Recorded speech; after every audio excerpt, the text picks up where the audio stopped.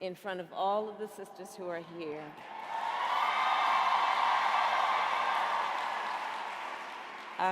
She has provided years of support and friendship, and she always, like everyone here knows, she always shows up, and I'm so, so deeply grateful. Thank you.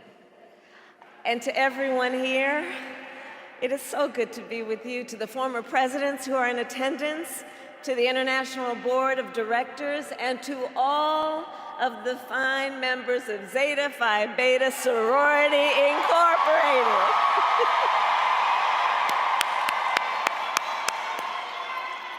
It is my great, great honor to be with you today. And I love you back. And also, on Air Force Two, joining me is Congresswoman Sidney Kamlager-Dove. And I know here is also our dearest Mrs. Opal Lee, the grandmother of Juneteenth. Oh, she was right. And to all of the distinguished ladies, I thank you so very much for this warm welcome. And I will begin by saying a few words about our President Joe Biden. So tonight, yes, thank you, yes. So tonight, our president will address the nation about his decision to step down as a candidate, and he will talk about not only the work, the extraordinary work that he has accomplished, but about his work in the next 6 months. And so before he does, and while I'm here with you, I want to just share with you a little bit about him based on what I know, based on personal experience.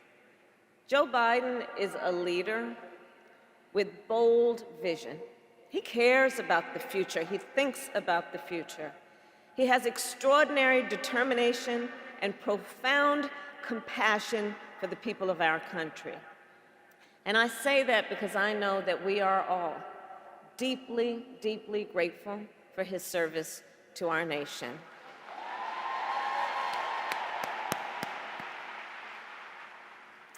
And to the sisters of Zeta Phi Beta Sorority, Incorporated, I thank you for your incredible service to our nation as well.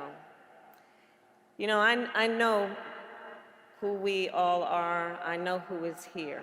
And I know, therefore, that we share a vision for the future of our nation, a future where every person has the opportunity not just to get by, but to get ahead, a future of social justice, health justice, economic justice, just as you have laid out in this year's theme. Ours is a vision of a future in which we realize the promise of America. And I deeply believe in the promise of America, a promise of freedom, opportunity, and justice, not for some, but for all. And for generations, the finer women of Zeta Phi Beta Sorority, Incorporated, have fought to build that brighter future. During the Civil Rights Movement, you marched for voting rights, economic justice, and an end to segregation. For more than 50 years, you have worked with the March of Dimes to lift up the urgent issue of maternal health. And from the 1980s, you inaugurated Zeta Days. And I will tell you, when I was a United States Senator, I would see this group of powerful leaders walking through the halls of Congress in white and blue. And I always knew I was looking at some of the most powerful advocates for justice in America. Truly. And of course, your leadership continued in 2020, when during the height of a pandemic, you helped elect Joe Biden, President of the United States, and me as the first woman Vice President of the United States. And I thank you. And now, in this moment, our nation needs your leadership once again. In this moment, I believe we face a choice between two different visions for our nation. One focused on the future, the other focused on the past. And with your support, I am fighting for our nation's future. And let us be clear about what that future looks like. I know the leaders in this room, and I know the future we believe in and we fight for. We here believe in a future where, for example, everyone has affordable health care, which is why our administration capped the cost of insulin for our seniors at $35 a month. We believe in a future where no child has to grow up in poverty, which is why I helped pass the child tax credit, which cut child poverty in half and cut Black child poverty even more. We believe in a future where the economy works for working people. That is why we forgave student loan debt for more than 5 million Americans. And if you or anyone you know benefited from that, please testify.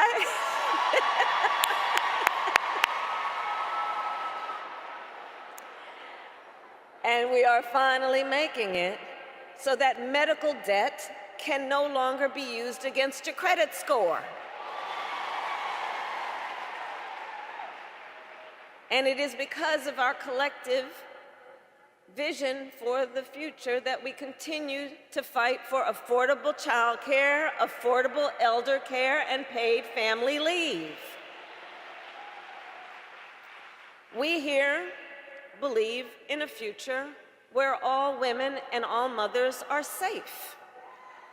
That is why, as Vice President, I have elevated and took on the issue of maternal mortality, knowing that women in America die at a higher rate in connection with childbirth than women in any other wealthy nation in the world. And Black women are 3 times more likely to die in connection with childbirth.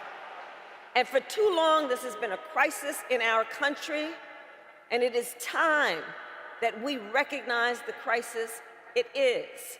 In fact, when I took office, I challenged every state in our nation on this issue because, you see, I said, look, we need to extend Medicaid postpartum coverage from a measly 2 months to a full year.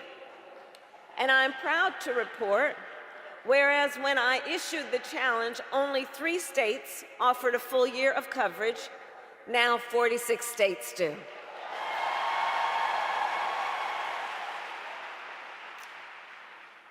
So I say, as we work to build a brighter future and to move our nation forward, we must also recognize there are those who are trying to take us backward. You may have seen their agenda. Part of it is called Project 2025. Now, can you believe they put that in writing? 900 pages of it. Project 2025. A plan to return America to a dark past.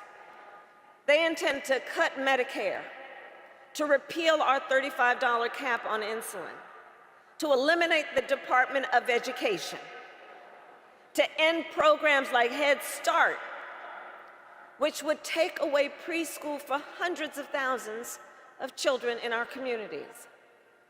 Let's be clear. This represents an outright attack on our children, our families, and our future. These extremists want to take us back, but we are not going back. We are not going back.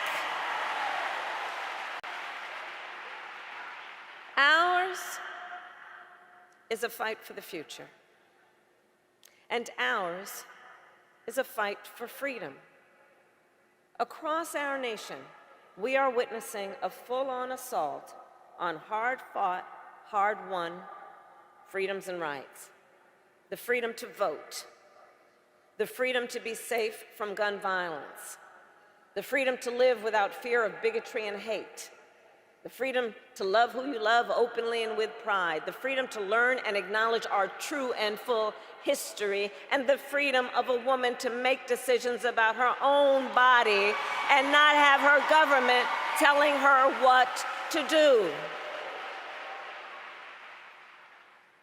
And in the face of these attacks, we must continue to stand together in defense of freedom. We who believe in the sacred freedom to vote will make sure then that every American has the ability to cast their ballot and have it counted. We who believe that every person in our nation should be free from gun violence will finally pass universal background checks, red flag laws, and an assault weapons ban. We who believe that every person in our nation should be free from bigotry, discrimination, and hate will continue to fight for equality and justice for all. And we who believe in reproductive freedom will fight for a woman's right to choose, because one does not have to abandon their faith or deeply held beliefs to agree the government should not be telling her what to do. You know, when he was president, Donald Trump, former president, handpicked 3 members of the United States Supreme Court because he intended for them to overturn Roe v. Wade, the United States Supreme Court, previously the court of Thurgood and RBG. And as he intended, they did. Well, let me tell you something. When I am president of the United States, and when Congress passes a law to restore those freedoms, I will sign it into law.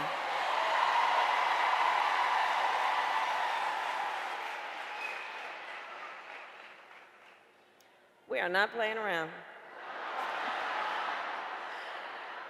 So in conclusion, to the incredible members of Zeta Phi Beta Sorority Incorporated, I say, there is so much at stake in this moment.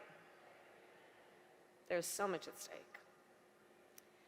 And again, then, in this moment, our nation, as it always has, is counting on you to energize, to organize, and to mobilize, to register folks to vote, to get them to the polls, and to continue to fight for the future our nation and her people deserve.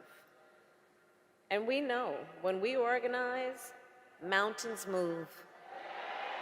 When we mobilize, nations change. And when we vote, we make history. So let us continue to fight with optimism, with faith, and with hope, because when we fight, we win. God bless you, and God bless the United States of America. God bless you.